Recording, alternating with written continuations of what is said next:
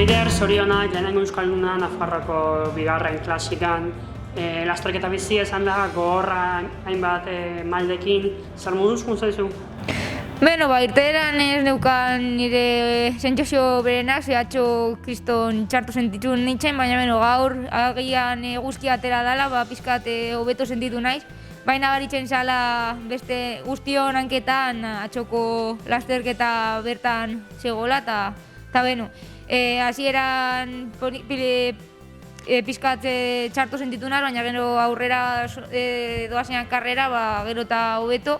Ikusi dute Ardeniz kriston hankak zituela, matxura bat izan du bizikletan eta pixkat nervioso jarri geha, baina momentu hona izan da, pelotoia tranquil zebilen momentu horretan, eta arazori gabe aldatu ahal izan du bizikleta, eta beraz azkenean saiatu naiz pixkat goran txeiten zuenean errepidea, saiatzea aurrekoenekin bat eitea, bera juten zenean ni imposiblean eukan aurrera pasatzea, beraz azkenean metara llegatu eta Arleni Sierra irabazlea izan dela entzuterakoan, kriston postasuna sartzen da.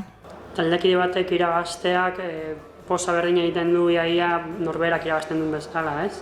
Gainera Arlenizekin kriston harremana dekot, eta taldekiderik nitzate gehien erlazioa dokan txirrindulariarekin da, eta beraz postasuna ere handiagoa da.